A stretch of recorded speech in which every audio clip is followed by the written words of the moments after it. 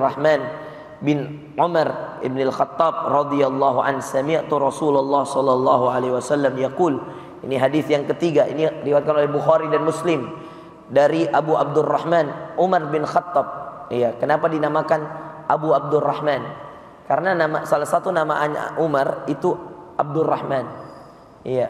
Umar ibn al-Khattab, Abdullah bin Umar ibn al-Khattab.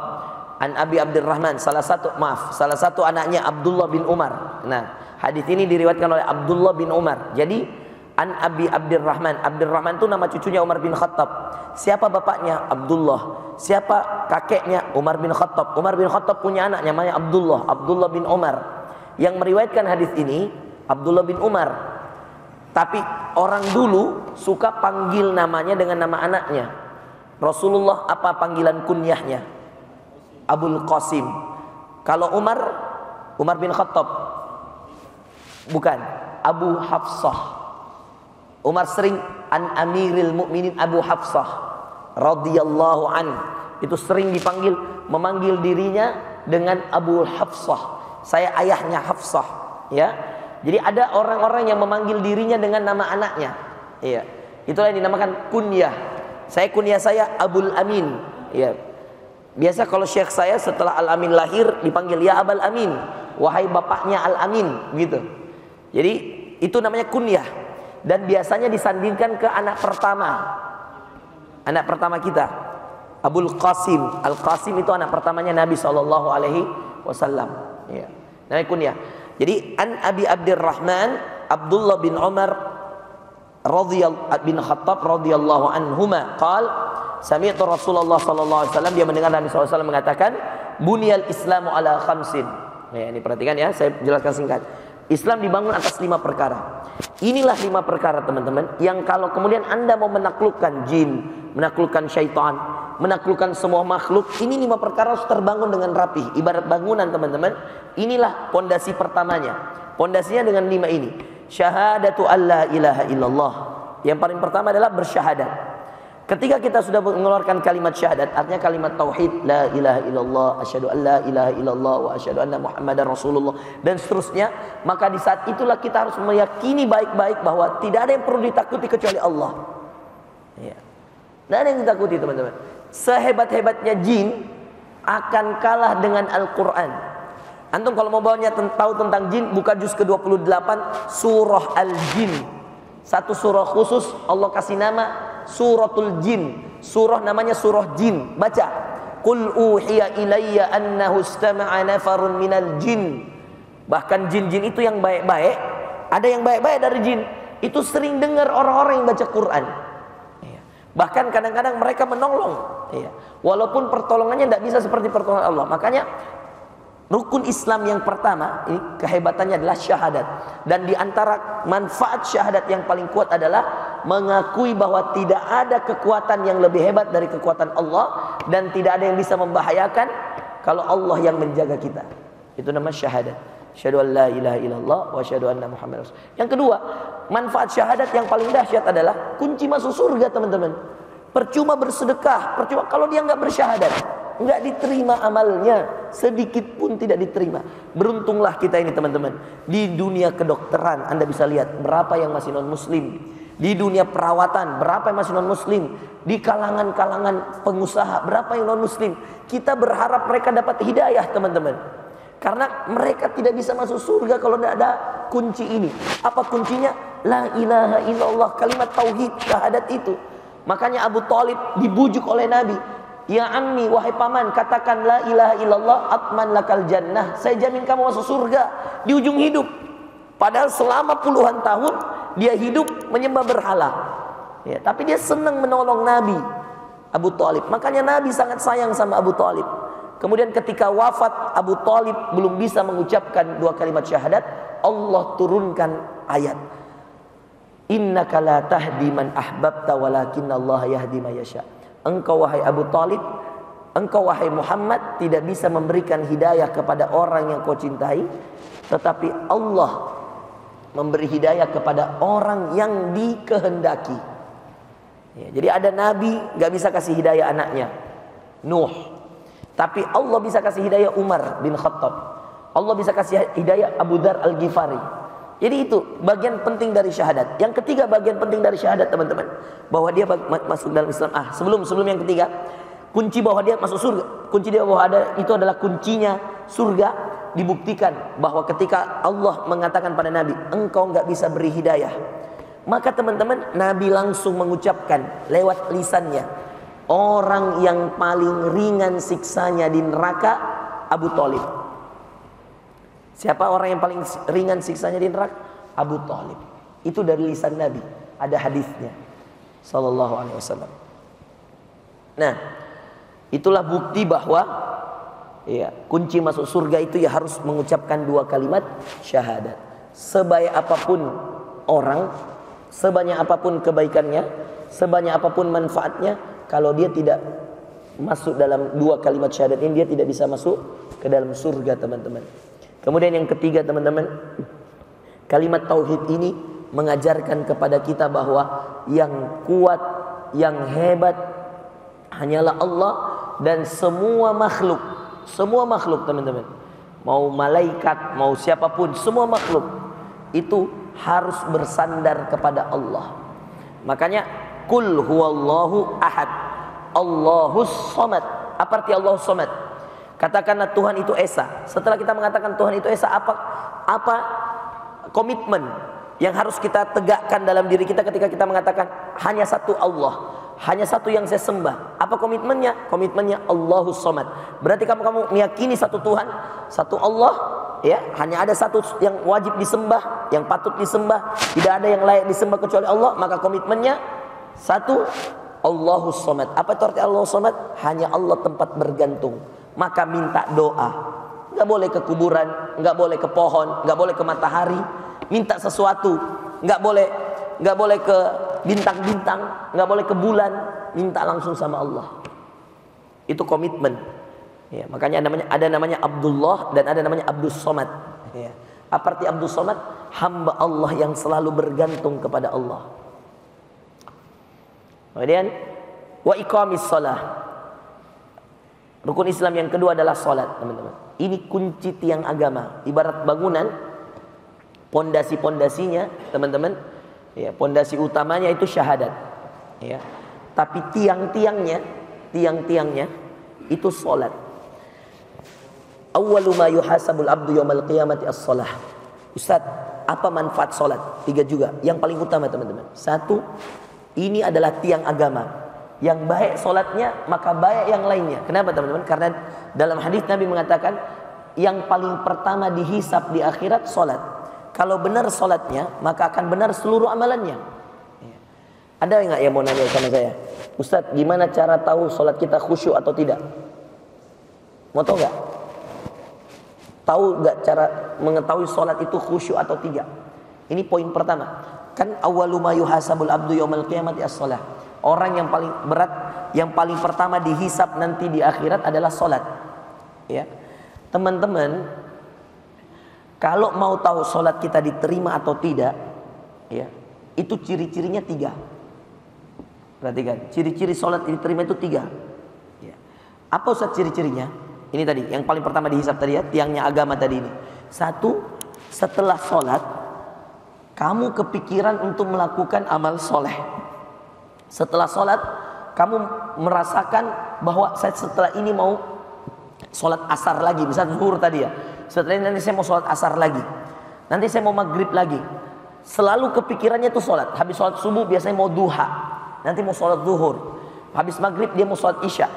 Kalau jiwamu tertarik sudah memikirkan sholat, ya, atau kebaikan, amal soleh setelah sholat, maka itu ciri tanda sholatmu diterima oleh Allah Subhanahu wa taala. Yang kedua, kamu dihindarkan dari pikiran yang macam-macam untuk berbuat dosa dan maksiat.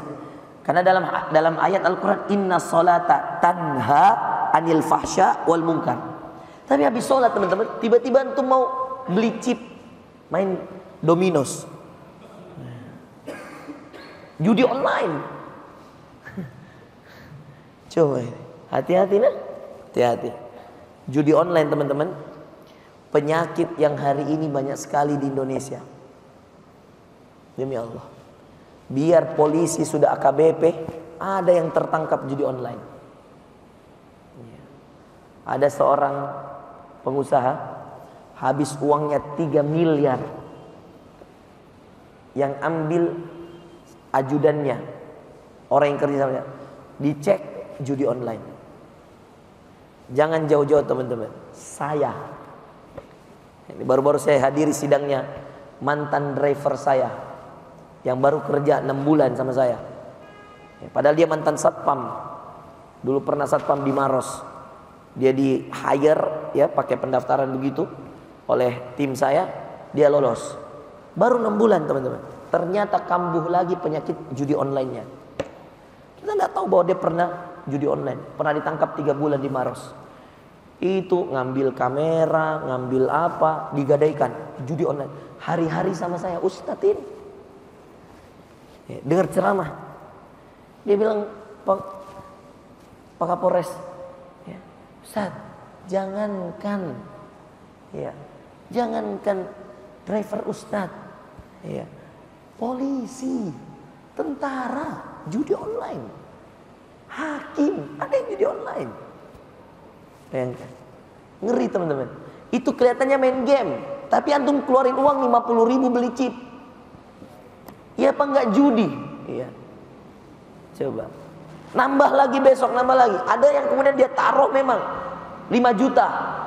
Pertama dikasih menang, balik 10 juta. Habis itu dia taruh lagi 7 juta. Enggak balik. Penasaran lagi, bisa jadi yang kemarin saya salah strategi. Dia tarik lagi, dia kasih masuk lagi. Enggak ada ujungnya teman-teman. Naudzubillah. Ya. Itu hati-hati teman-teman ya, judi online. Nah, itu ciri sholat diterima yang kedua. Kamu tidak berpikir lagi untuk hal-hal yang maksiat dan dosa. Ciri sholat yang ketiga diterima adalah tenangnya hati. Kalau antum sudah tenang, sudah sholat, wah itu berarti. Coba antum pernah nggak? Tadi kayak saya, ya. Kita tadi datang dari arah Goa, masuk tol, ya. Wah ini udah jam berapa? Macet, hujan keras, gelisah. Ya. Saya jangankan tidak sholat teman-teman, lambat sholat aja, masbuk aja, gelisah. Ini di mana masjid? Mana masjid terdekat? Kita singgah dulu nggak? Atau terus aja? Ya, kan di tol nggak ada. Jadi bayangin teman-teman. Jadi dari Petarani tadi kita naik sampai ujung bandara. Karena kita lihat kalau kita keluar yang putaran di bawah lorong untuk masuk Talasa itu macet. Jadi kita sampai ujung bandara, baru kita masuk lagi, bayar tol lagi, baru Unhas. Biar lebih cepat. Mau singgah atau mau lanjut? Udahlah lanjut aja, masih dapat minimal ya, orang baru selesai atau masih dapat rokat keberapa. Ya. Jadi kalau sudah antum merasakan ketenangan dalam sholat, itu berarti tiang antum kokoh. Nambah zakat sebagai atap, misalkan nambah puasa sebagai jendela atau apa, itu aman. Kenapa? Tiangnya kuat. Tapi kapan tiangnya ini sholat tidak kuat, syahadatnya lemah. Ya.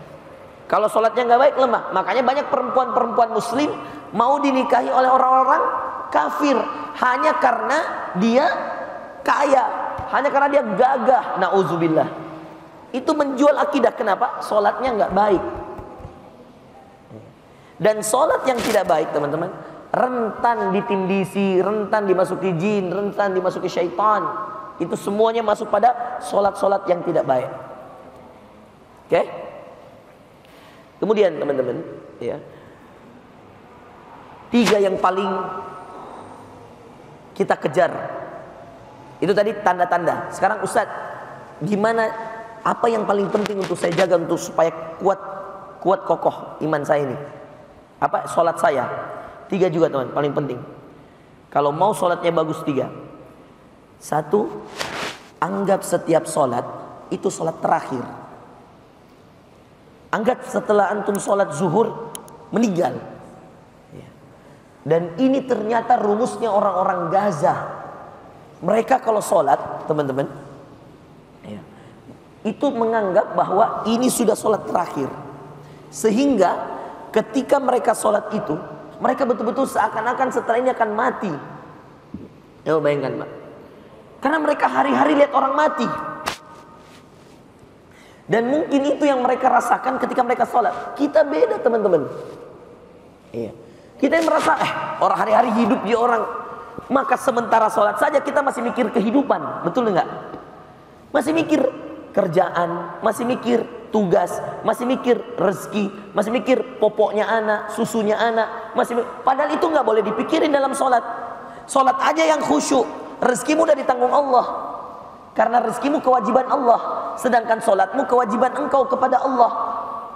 Rezekimu hakmu dari Allah, sholatmu hak Allah atas dirimu. Jadi sholat kita tuh hak Allah, maka Allah wajibkan.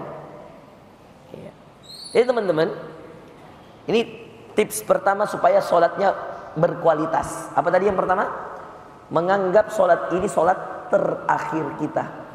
Yang kedua, jaga waktunya teman-teman. Paling penting itu jaga waktu. Antum bangun sholat subuh jam 7, mau baca Al-Baqarah rakaat pertama pun gak akan khusyuk. Betul gak? Ketiduran kak Ustadz. Bangun-bangun subuh ketiduran, ya. Kemudian jam 7 baru sholat subuh. Mau baca sepanjang apapun surah di rakaat pertama, rakaat kedua, mau lama seapapun dia berdiri, tidak bisa khusyuk, percaya sama saya. Kenapa? Karena waktunya sudah lewat. Makanya jaga waktu sholat baik-baik. Al-Amin itu anak saya, kalau bangun subuh pak, namanya anak-anak, teriak-teriak, ngamuk-ngamuk. Tapi kalau sudah digendong di atas, diangkat ke depan toilet, terus baca doa, Allahumma inni a'udzubika minal khubuthi wal khaba'is, baca alhamdulillah ahyana, dia sudah masuk toilet, dia wudu, sudah mulai baik. Kenapa pak? Karena pada dasarnya syaitan itu mengencingi mata-mata dan telinganya manusia. Kalau dia tidur dikencingi, ada hadisnya. Maka yang tidak bangun berarti dia sudah terlalu enak dengan kencing syaitan. Nauzubillah. Makanya perlu digendong kalau anak-anak. Kalau bapak masa mau digendong, bangun pak. Pasang alarm, bangun. Jam berapapun bapak tidur, bangun. Kalau bapak begadang, misalkan ada suatu kondisi darurat, misal jaga pasien, misal sudah jam 3 Ustadz, takut ketiduran Ustadz, maka lebih baik gak usah tidur, ngaji, sholat, tunggu subuh, sudah sholat subuh baru istirahat. Gak apa-apa pak, kondisi-kondisi darurat. Misalnya ada dokter operasi darurat, tiba-tiba malam harus ngoperasi orang, datang operasi selesai jam 4, kalau tidur ini bahaya, ini lewat subuhnya, mending tunggu. Itu udah resiko pekerjaan. Tidur setelah subuh itu nggak bagus. Tapi kalau dalam keadaan darurat tidak apa-apa. Yang penting jangan tidur kemudian anda lewat sholat subuh, bahaya. Makanya jaga waktunya. Inna sholata kanat alal mu'minina kitaban mauquta. Sholat itu sudah ditetapkan waktu-waktunya oleh Allah. Yang ketiga pak, kalau mau khusyuk tadi, jadikan sholat yang terakhir. Yang kedua, tipsnya, jaga waktu sholat, tepat waktu. Apalagi kalau soft pertama, Masya Allah. Yang ketiga, kunci untuk khusyuk, perbaiki wudu'mu, maka Allah perbaiki sholatmu. Jangan buru-buru, kasihan. Satu, jangan buru-buru. Dua, jangan kamu yang wudu, orang lain yang basah. Boros air pak, buka, buru-buru, dia yang wudu, orang yang basah, sebelah kanan sebelah kiri, jangan. Jadi memperbaiki wudu itu pak, dia akan menetes dari setiap yang lewat dari air wudu, kepala, telinga, mulut, hidung, kaki, itu dosa-dosa yang jatuh. Selain itu, kapan bagus wudumu, pasti bagus sholatmu. Makanya setelah wudu Nabi mengangkat tangan, asyhadu an la ilaha illallah wahdahu la syarikalah wa asyhadu anna Muhammadan abduhu wa rasuluh. Allahumma jalni minat tawabin wa jalni minal mutatahhirin wa jalni min ibadikas salihin. Itu doa Nabi SAW ketika setelah wudu. Dan kata Nabi, siapa yang wudu lalu membaca doa ini, Allah ampuni dosa-dosanya. Nah, kemudian zakat, ini kewajiban. Saya tidak akan bahas panjang lebar tentang zakat, tapi saya kasih tahu bahwa zakat itu yang paling penting adalah kewajiban kita kepada Allah dari harta kita. Zakat itu mensucikan harta, itu nomor satu. khudh min amwalihim shadaqatan tutahhiruhum wa tuzakkihim. Jadi mensucikan diri. Ya. Yang kedua, membersihkan harta. Jadi kalau Anda mengeluarkan zakat, misalkan 2,5%, setahun hitung, oh uang saya sudah lebih Ustaz. Biasanya nisab itu teman-teman 80 gram emas.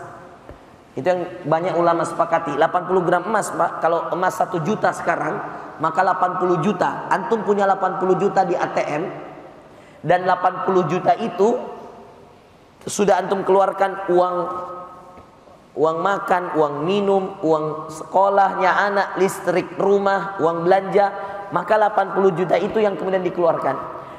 Anggaplah 100 juta. Kalau 100 juta, 2,5%-nya dalam setahun loh ini, cuma 2,5 juta. Itu zakat, Pak. Nah, saya lucu, perhatikan. Banyak orang rajin sedekah, tapi dia tidak hitung zakatnya. Padahal sedekah sunnah, zakat wajib. Hati-hati. Ya. Zakat wajib, Pak. Anda kalau tidak sedekah, Anda tidak berdosa. Tapi Anda tidak zakat, Anda pasti berdosa. Jadi hitung teman-teman. Iya.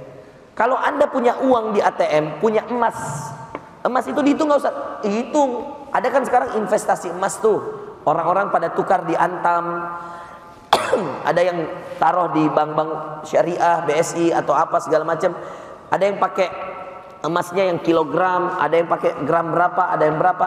Itu kalau ditukar teman-teman, itu dihitung. Misal, Ustadz, uang saya di rekening cuma 20 juta. Tapi saya punya 100 gram emas. Lah 100 gram kalau dikali 1 juta 100 juta juga, Pak. Itu dihitung. Ustadz, afwan ini ya, kan emas itu biasanya bertambah tuh. Ini emas tahun lalu saya beli Ustadz, sudah bisa zakati. Tahun ini ada rezeki, saya investasi lagi emas, saya beli lagi. Ustadz, pertanyaanku, yang lalu ini dihitung juga nggak? Dihitunglah. Orang zakat, orang emasnya masih ada. Selama emasnya masih ada, masih dihitung. Jangan curangi Allah. Sebagian orang, ini kan Allah cuma ambil 2,5% untuk membersihkan diri kita dan mensucikan harta. Ada sebagian orang begini cara hitungnya, Pak. Apalagi kalau sudah banyak uangnya. Dia kalasi sekali sama Allah. Dia bilang, Ustadz, berlian ini, emas ini sudah saya zakati tahun lalu. Maka saya beli tahun ini. Yang saya mau zakati hanya ini, Ustadz. Ini kan sudah. Saya bilang, nggak begitu hitungannya, Bu. Setiap tahun semua harta ibu hitung. Itu yang dizakati. Digabung emas, berlian, mutiara, saldo rekening, hitung semua. Ya. Yang tidak jadi perhiasan. Yang Nabi bolehkan untuk tidak dihitung adalah perhiasan. Tapi ibu punya cincin 6, kalung 11, itu dihitung, Bu. Ibu pilih 1 cincin, 1 kalung, 1 gelang. Ibu hitung itu perhiasan. Tidak apa-apa yang paling mahal. Tapi saya bilang, tentukan. Nggak boleh ibu bilang 6-6-nya saya pakai, Ustadz. Itu namanya mubazir. Kan ada begitu biasa orang. Ibu kalau bilang, wih 10 cincinnya Pak dari ujung kelingking ke sini. Ini, wih bugis. Asli saya pernah temukan. Dia kan tanya saya, Ustadz bagaimana ya? Lihat ke emasku banyaknya. Saya bilang, Bu, yang tidak dizakati dalam Islam hanya perhiasan wanita. Ibu pilih yang mana. Makanya kalau berlebihan Allah marah. Ibu punya gelangnya Pak dari sini sampai di sini. Dia pakai sampai di sini di kanan, sampai di sini di kiri. Demi Allah, orang bugis. Boy, jangan kita tanya ibu-ibu bugis. La haula wala quwata illa billah, Pak. Emasnya Masya Allah. Ya Allah. Heran-heran saya juga, Pak. Nah, intinya begitu Bapak Ibu sekalian. Jadi membersihkan harta. Kemudian yang terakhir, zakat itu Pak, memberkahi harta, mensucikan diri, membersihkan harta. Jadi kenapa keluarkan zakat Ustadz 2,5% ini? Ya, ada lagi nanti kalau pertanian lain hitungannya, peternakan lain hitungannya, zakat fitrah lain hitungannya. Pokoknya kalau zakat itu lain hitungannya, Pak. Kenapa, Pak? Kenapa kalau kemudian kita berkaitan dengan zakat itu betul-betul penting? Karena dia mensucikan diri, membersihkan harta, dan memberkahi harta. Kalau Bapak keluarkan zakat, tidak mungkin Bapak jadi miskin, tambah berkah. Percaya sama saya. Kemudian yang keempat, puasa Ramadan yang akan sebentar lagi kita hadapi Bapak Ibu sekalian. Insya Allah puasa Ramadan ini ya tentang puasa, ya nanti akan kita bahas satu tema khusus tentang puasa. Namun yang kelima, haji dan umroh. Haji dan umroh juga ini nanti penting untuk kita adakan insyaallah nanti satu kali ya, insyaallah sebelum Ramadan saya akan bikin tablik akbar di sini di Masjid Unhas ini, nanti silakan hadir, khusus tentang semua yang berkaitan puasa Ramadan. Jadi nanti tetap Selasa, cuma nanti skemanya saya ubah ya, yang biasanya kajian rutin nanti saya pilih menjelang Ramadan ya. Karena saya awal Ramadan berangkat umroh Bapak Ibu sekalian, saya bawa jamaah awal Ramadan. Umroh di bulan Ramadan itu sama seperti berhaji bersama Rasulullah. Pahalanya orang umroh di bulan Ramadan itu seperti haji bersama Rasulullah. Ya, itu nanti penting untuk kita bahas. Nah, haji dan umroh ini satu-satunya dari 5 rukun Islam ini yang tidak diwajibkan mutlak kepada semua muslim, tapi diwajibkan mutlak kepada yang mampu dari yang berislam kepada Allah. Jadi ada kalimat wal hajj man istata'a ilaihi sabila, dan orang-orang yang berhaji ketika Allah mampukan mereka untuk berangkat berhaji. Wa iqamis salati wa ita'iz zakah wa hajjal bait wa shaumi ramadan wa hajjal baita in istata'ta ilaihi sabila. Kalau dia mampu berhaji dan Allah mampukan, maka dia wajib untuk berhaji. Itu juga butuh penjelasan dan satu tablik akbar khusus tentang haji dan umroh ya. Jadi intinya Bapak Ibu yang dimuliakan Allah, rukun Islam ini 5 yang akan menjadi ya kehidupan kita sehari-harinya di dalam kita mengarungi setiap nikmat, setiap ujian. Selalu sandarkan kita sudah tunaikan ya syahadat, alhamdulillah, jaga baik-baik, salat jaga baik-baik, zakat kita hitung baik-baik, puasa kita ya jaga baik-baik, kemudian haji kita siapkan baik-baik. Makanya yang punya gaji tetap daftarlah haji Pak ya. Sekarang ambil porsi haji reguler itu murah. Haji reguler mungkin sekitar ya 1,5 juta atau berapa gitu untuk haji reguler. Terus Anda menunggu 30 tahun ya, hitung nih ya. Jadi misalnya usia saya sekarang misalkan usia Bapak misalkan 30 tahun ya, usia 60 Anda berangkat gitu.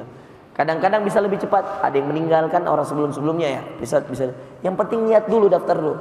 Kalau haji plus $4.000, $5.000, kira-kira untuk ambil porsi haji khusus 5 tahun menunggu itu $4.000 ya, sekitar kalau kali 1.500, 15.500 ya 60 juta.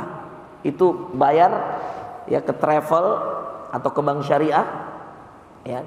Itu kemudian nanti dapat nomor antrian, 5 tahun lagi berangkat. Nah, itu masih nomor antrian. Nanti pelunasannya ketika tahun keberangkatan. Bisa jadi totalnya $15.000, ada yang 20.000, ya macam-macam.